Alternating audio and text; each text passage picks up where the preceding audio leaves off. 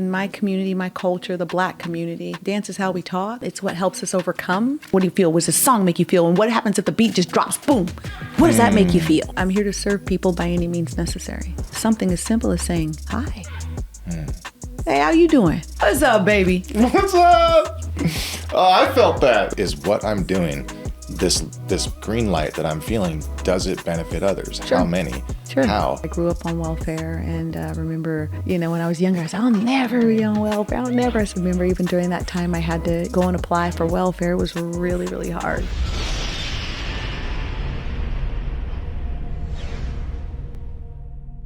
Welcome back, everybody, to another episode of the Vibe with Humanity podcast. I'm here tonight with Tamaira Sandifer, aka Miss T. Now, Miss T is an award-winning entrepreneur. She's a professional dance instructor, and her students have gone on to dance for Justin Bieber, Jennifer Lopez, big names like that. She's a youth mentor, a youth motivator. She's a philanthropist bent on teaching the underserved creative and critical life skills so they have a chance to succeed. There's a long list of accolades that I could go through, but I had to pick a few amongst those. Forbes 50 cultural winner. Yeah.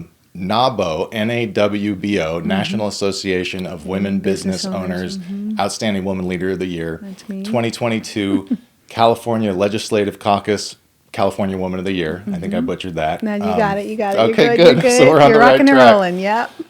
The list goes on. This platform has kind of turned into like origin stories of sorts. And so would you mind sharing how dance came about in your life? In my community, my culture, the Black community, dance is how we talk. It's what helps us overcome. So you go to a family reunion or a barbecue at the park or a birthday party or Thanksgiving or Christmas gathering. I've never You heard play it the like right that. song. Dance is how we talk. I love that. Yeah, you play the right song, and it's not something that we learn in a class. It's not something that anybody ever directs. It's just this one does it, then this one adds on, then this one adds on, and before you know it, the entire family's in the living room or in the middle of a park, and we're all doing the same thing, and it's just amazing. And so, it's just culturally, it's how we connect, but it's also how we communicate. So I grew up in a city called Richmond, California. It's in the Bay Area, not very far from Oakland.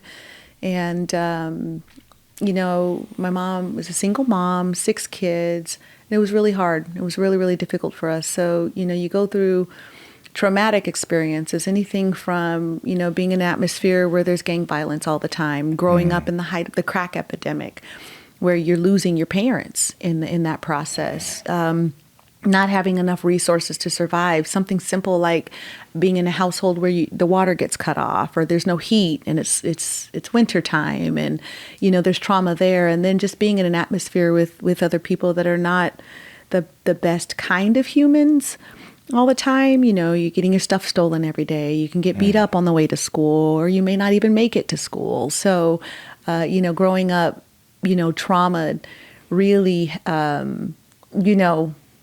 look back on it sometimes and, I have moments where I was like, wow, that was really crappy. You're like, oh, really? Right. But then, then you're gifted wisdom and understanding when you ask the question, like the why was it so difficult? And I look at it now and I think that it was preparation. So I just learned that my upbringing really was preparatory for, not just the work that I'm doing, but the kind of human that I get to show up as in other people's lives. I can say I have cultural equity. I went through that and I made it through that. So give me your hand. Let's do this together. And I can really walk people through, their trauma and then teach them how to use that trauma and turn it into something that works for them. And most often that's through entrepreneurship. There's a lot of people that went through some really difficult, epic fails, but those are all setups. You can take that and make gold out of that. And most often people don't think about that. They think, oh my God, I failed. But did you leave all the lessons on the table? Did you learn through the failure? Never leave a lesson on the table. If you go to, communities of color, we always have a hustle. We do what we can by way of occupation, but either we're making beats or we're making music or we're selling sandwiches or we're doing something on the side that's giving us a little more. We're braiding hair or doing something that's making us more money. So Side Hustle Academy was super key during COVID, largely because no one could clock in at work. And then corporate America wasn't wasn't super prepared for everybody to work remotely. So everybody kicked into, well, I got to make money somehow. So entrepreneurship under the guise of Side Hustle Academy has been a big thing, not just for our young people, but their parents. So we can continue to teach them, yes, you got this gift, but let's learn how to monetize this gift. And then let's learn how to make this into a business. There's paperwork, there's standards, there's systems, there's structures. These things are not taught. Sometimes you got to go to school, and even what you learn in school doesn't prepare you for corporate America. And so, again, Side Hustle Academy was super key for a lot of people making it. So your childhood built grit and tenacity, but it also built in empathy to you and a certain amount of humility and a depth to who you are. So you can relate to a ton of different people and get their trust and teach them these things. You are right about that. That's very well articulated. You're 100% right. And I think that is vitally important. And I can see where there's some lack of that if you just kind of scan the global landscape of human. I think that if we had more people that had that empathy, if you can take what you've experienced and then watch somebody else experiencing that, have the empathy to help them through it because you made it through it, I think that would reshape our world, and we have a lot less. Yeah, and not judge, not think you're better than, and not think that person can't teach you something. Yeah, not better than, different from. Not better than, different from. Definitely, but not better than. Yeah, and that's a terrible place to live on either side. If you feel like you're living in an area or position in life where people feel better than you, and if you're a person that feels better than any other human being for any reason, that's a terribly lonely, awful place. Yeah, you are right about that. I know why I'm here. And I know I have a prescribed window of time to accomplish what I was designed to accomplish. And so when I think about, okay, well, maybe, I don't want to do this, or I feel tired today and I want to sleep in, or this is really hard, or this person really hurt me. And, I'm always reminded God made me for this. And I have a window of time to accomplish what he sent me to accomplish. And at some point, I'm going to transition to eternity. But I don't want to learn lessons there that I should have learned here by way of serving people, loving people, helping people, supporting people, guiding people, hugging people, crying with them when they need somebody to cry with them, laugh with them when they need somebody to laugh with them. I never want to miss an opportunity to show up in somebody's life because I know why I'm here. That's why I'm here. And if everybody can remember, okay, the careers are great, the accolades are great, but we were created to be a family. We were created to love each other. We were created to support each other. We were created to thrive and grow and develop and innovate together. That's why we were created here. And this is one big college campus. So if we can just get to the point where we all realize we're all learning, we're all growing, and we help each other through the process of that, then I think it makes things a lot easier to just keep doing and then keep showing up. Like, it's never a question if you get a phone call, I get a text message, or, someone who's doing something amazing by way of a channel that's celebrating the people doing good in life. And I get that call. And then 3 days later, I'm having a conversation with another brilliant human being who just figured out why they're here. So I'm very, very aware, I think, is to answer your question. I think I'm very aware that I'm here for a reason, and I want my well done. When I'm standing in front of the absolute creator of everything that's good and perfect and right and just, and he says, well done. That got me. I'm not afraid to ask for help. And I'm a huge fan. I stay teachable. I'm a student. I'm always a student. I want to learn, man. I got to learn, because if I can learn, then I can teach it to others. So the more I learn, the more I can share. The more I grow, I can help other people grow. So I'll ask anybody a question and I'll take it however it's packaged. You can be yelling at me. You can be mad. You can use whatever language you want, as long as you're getting me the information and the education I need to be better. To help so I others. can help other people be better. Oh my gosh, I have goosebumps. I have never heard the end link of that. Enduring hard times and wanting to be open and humble and learn and open book, but to help others. Yeah. That's how you can endure being screamed at and things like that. Because it doesn't matter. It doesn't matter. I don't care how you get me the information. Just get me the intel. I don't care if you like me or if you love me. And then you don't have to scream it to the next person. Nope. I just want the information and the education, because I know if you get it to me, I'll get it to thousands of people. before they get corrupted by something traumatic. And then they'll have a legitimate shot at doing something great with the agreement that I'm going to share this with you. But you need to find 20 of you. I'm going to help you. But I'm only going to help you if you agree that you will be then tasked to help 20 of you. You find them because they're there. And you give them what I'm gifting you. This is a gift. And gifts are meant to be given. In 2005, I was just trying to follow the path that other people did that are in the dance business. They say, okay, if you want to dance, then you got to do a dance studio. And I'm like, a dance studio. But I'd never been to a dance studio, but I was just following the model that other people did. So I bought a $500,000 building. That was my first experience with a dance business. I'm like, okay, I guess I better buy a building. Big. Yeah. But that was 2006, 2007.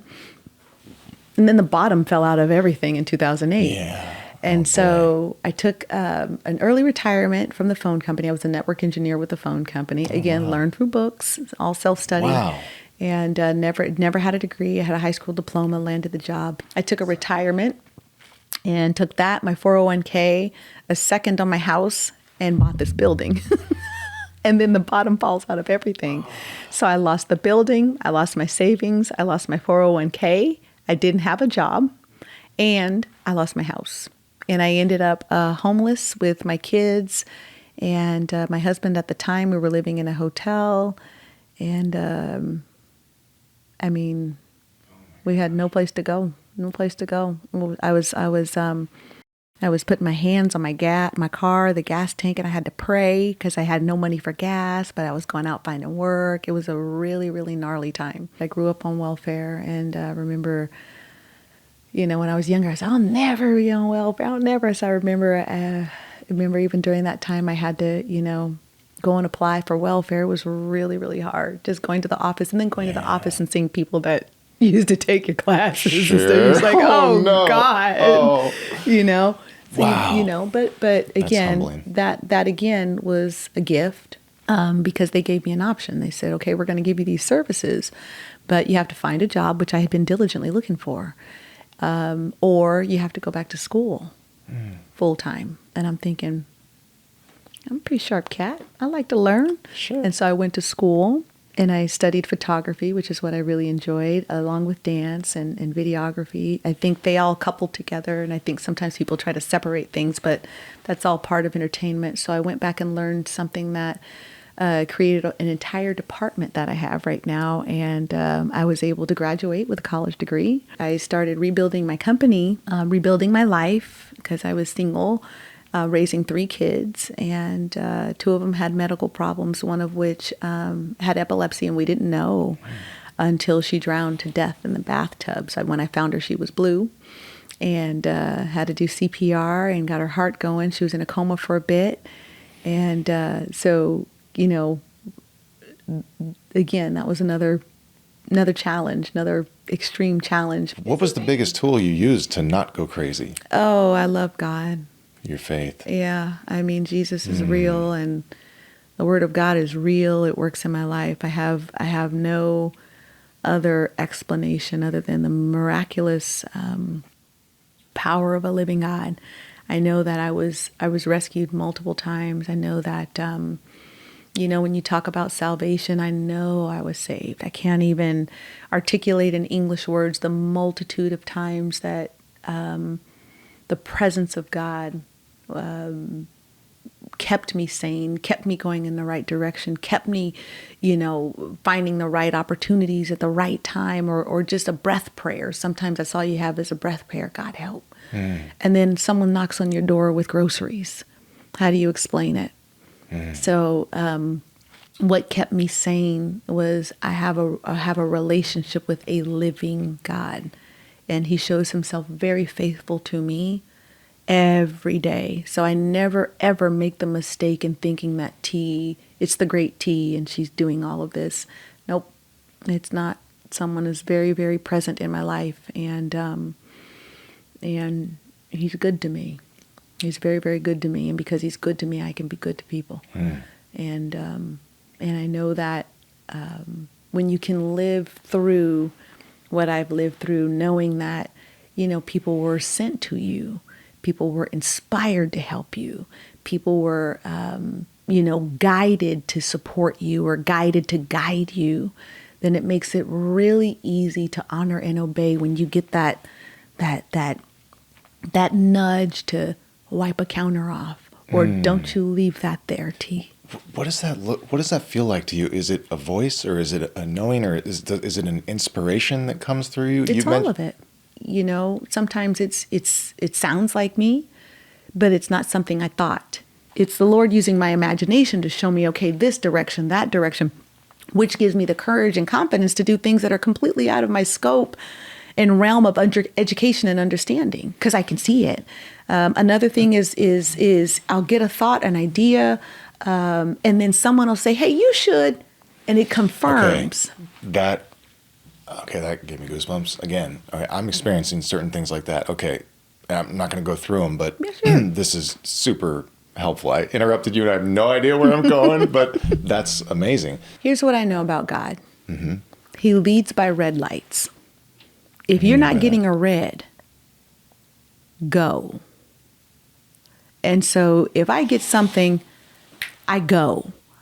But if he wants me to go left or right, he'll throw up a red sign. And it could be in the form of this is not flowing. It could be in the form of you get that thing in your gut and you're like, trust it.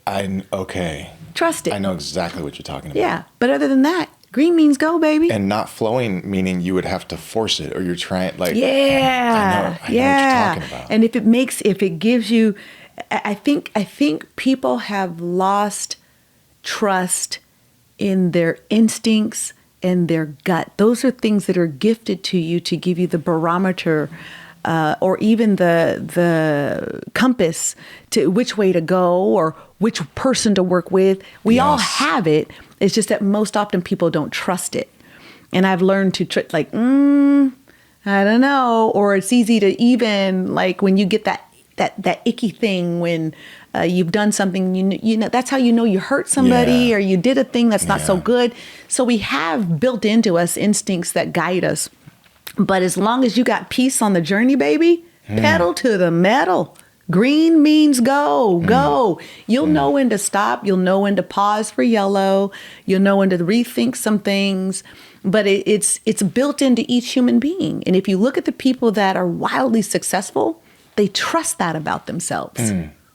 Trust your gut. Yeah. I mean, look at the Steve Jobs and the Bill Gates and the Elon Musk. You know, they're quirky guys if you really examine the holistic, compass or the landscape of their lives. I'm like, you just are a weird cat. I like you. I'm weird. You weird. Let's just be weird and go do some stuff. Weird people unite. Mm-hmm. But they trust their instincts, and what it's done for humanity is it's like a nuclear explosion. Everything's different, but that's because they trusted the part of themselves that didn't make sense to anybody else.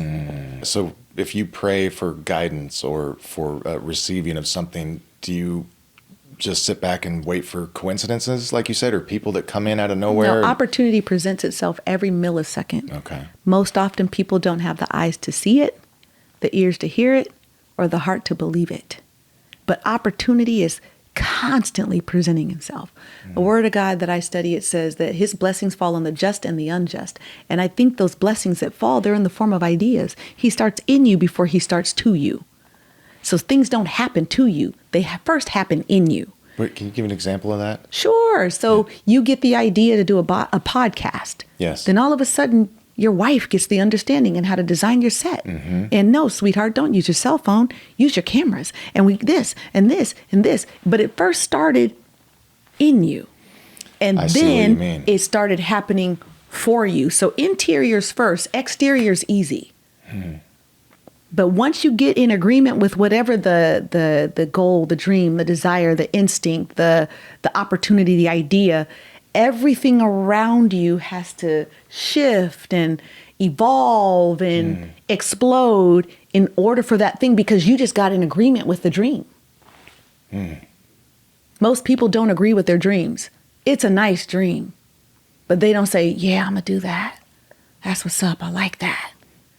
Once you do that, nothing can stop you. None of us were sent here with a mediocre mission. Nobody. I like that. Do you think you can block yourself from this language and from the mission? But I think that you can lose sight of listening to that gut if you're doing things that you know you shouldn't be doing. That if part. you're violating your... It dulls your... it dulls your senses. It dulls you. So, you know, I do the things that keep me sharp. Serving people keeps you sharp. Because sometimes there are people... Like you mentioned something earlier, like, you know, you're doing the good things and you just go in for a simple hug. Do you know that there are people that have been so traumatized, abused physically, that if you go to hug them, they wince.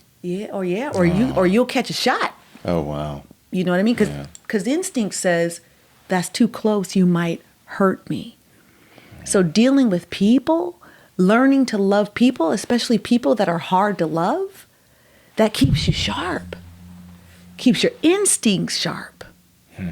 So as long as you maintain a posture of service, I think it keeps you sharp.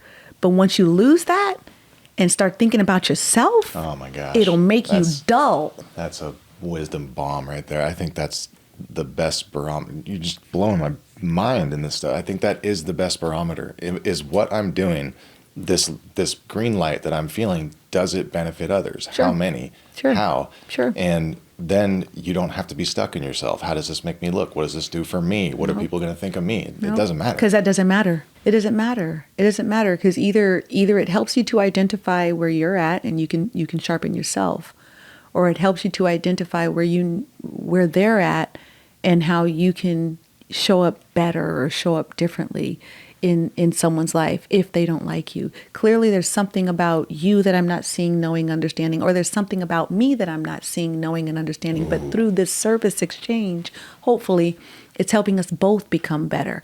Okay, T, then you need more patience if they're responding like this. Or talk less, T. Listen more. You're not hearing them, and that's why they're getting upset. Or you misunderstanding what you're hearing. Ask for clarity, get clarity. Or did they say this already and they're having to say it a fourth time and it's frustrating them because now they're feeling invisible to you and they really love you and look up to you and you can't see that they're going through an added layer of challenge just trying to have this relationship with you. You showing up has the potential to someone not take their own lives. I mean, you're dealing with that kind of volatility in people's lives every day, and we don't even know it. We're standing next to those people in the grocery store checking stuff out. Yes. Please be kind, people. Because you don't know. And then I know it's a thing just to kind of stay on, the whole time, all day, every day. But that should be something that we're all looking to graduate to. I like that. I like that. It's not always easy to stay on. It's a choice. Not easy. It's a decision. So even if you're not feeling on, you can still act on. You can decide to be on in a moment. And what does that decision look like? Hey, even though I don't feel this way and I'm going to act this way, like I'm going to say something nice or not do something mean. Is that what you mean by make a decision? Yeah. And I have a standard practice, especially when I'm in community with people, is something as simple as saying, hi. Hey, how you doing? What's up, baby? What's up? Oh, I felt that. That's okay. It's simple. And it just, sometimes people just need to be seen. Sometimes you learn things about people. I've gotten, for example, I was coming back from the East Coast with a friend, from visiting a friend, and I'm stuck in an airport and because we're all snowed in, right? This young man, he's looking for a table. And the guy's like, no, you can't sit here. And so he goes to sit at the bar. The lady at the bar says, bar's not open. We're closed. It's, we're in the middle of the night and it's snowed in the airport. And I'm sitting at a table. I'm like, well, you can sit with me. Come sit with me. And he's like, are you sure? I'm like, yeah, let's go. Sit with me. I'm like, so, okay, where you going? How are you going? Oh, I'm going to Sacramento. I'm going to here. I'm going there. And we just start having conversation. We're stuck in that airport overnight. For 23 hours, We're stuck in that airport. By the end of the 23 hours, I knew him, he knew me. We're having breakfast together. We're exchanging ideas. I find out, relationships, I find out this guy manages all the media for the NBA. Anything you see on any ESPN channel, his team captures it edits it and produces it and posts it and shares it and broadcasts it. And he couldn't find a place he couldn't get anybody to give him some sort of kindness. In the middle of the night, we're all trapped and he couldn't find a place to sit with all his bags. Do you know that that man traveled all the way from New Jersey just to show up at a birthday party? He's also integral in a lot of my young men and my young ladies in media getting opportunities in the NBA. Do you have any words of either advice or encouragement for kids that are going through or have been through a childhood like yours? It's all gold, baby. Anything you experience or endure in life, it's all gold. It's a setup. It's to prepare you for the ultimate you that you're designed to come. So never look at it as a deficit. Look for the lessons in it. Somehow, some way you made it through it. There are people that do not make it through trauma. It cost them their lives, but not you.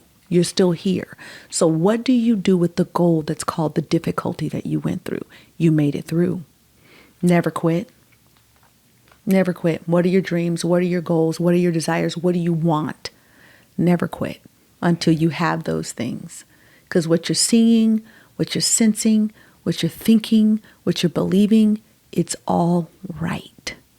The bigness of it is all right. And it's for you. And the fact that you made it through this tells me you can make it to this. So keep going. Take the lesson from it. There's a lesson in everything. These are big dreams, big goals, big works. I imagine at times, and maybe I'm wrong, but do you ever get fear on you? Oh, yeah. How do you manage that? So whatever the fear is, it's not fear. It's something in you that's triggering fear. So if you can identify the something in you, you can strengthen you to face the fear and push past it. Then there is no fear. If you know what's generating it for you, but it's triggering you for a reason. So always go introspective when you have that feeling of fear. What is it? Is it for safety? Is it for growth and you really are comfortable and you don't want to grow? Are you afraid because you think you're inadequate and you can't do this big thing? Like the fear is for a reason. What's the reason? Why is it triggering you? Because this person's not afraid to jump off the cliff. They have a parachute. They'll jump. Why is it triggering fear in you? And then once you can get to the bottom of that, you can develop strategy. Once you got the strategy, green means go. Just serve people. If you serve people, it'll strengthen you. It'll help you. You'll be fulfilled. You'll be loved. It'll motivate you. Even on the days you don't want to wake up, you wake up. And it does something in you to help you, keep examining you so that you grow and you evolve and you become. No one is gifted with the manual that tells you, with this life, you're going to become this. You learn that. And I find that most often you can't learn that alone. You have to learn that through relationship building and service. And, I've learned that, people know you by your fruit.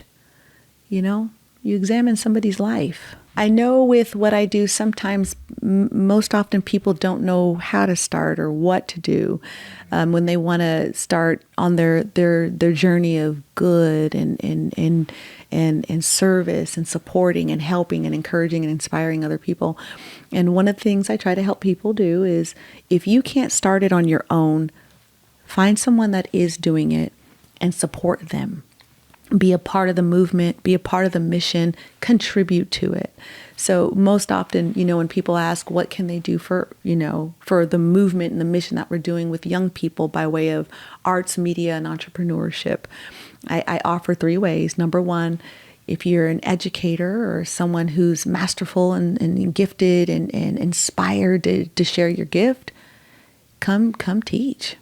Well, I'll give you the tools and we'll get you connected with kids that are like-minded, like-spirited, like-cultured, and give them what you got. The second thing is financial resources are helpful. We do a lot of social services through what we do. So if you're one of those very, very fortunate people and you have extra resources, $5, 5 cents, all of it counts and all of it helps. Get started. And the third thing is, be a champion by way of sharing. There are people out here that are doing good things. Start telling people about that. There's this organization. There's Miss T's organization. There's Trevor's podcast. Be a champion and an advocate by information sharing. We already know, all the bad stuff that's going on. We're inundated with that. Yeah. Start being a champion for sharing all the good stuff that's going on. Sometimes people don't know what they don't know. Be a mouthpiece for good. I love that. That's what we're doing here. Yeah. Fantastic. I'm so glad you added that. Miss Now T, we can shake hands.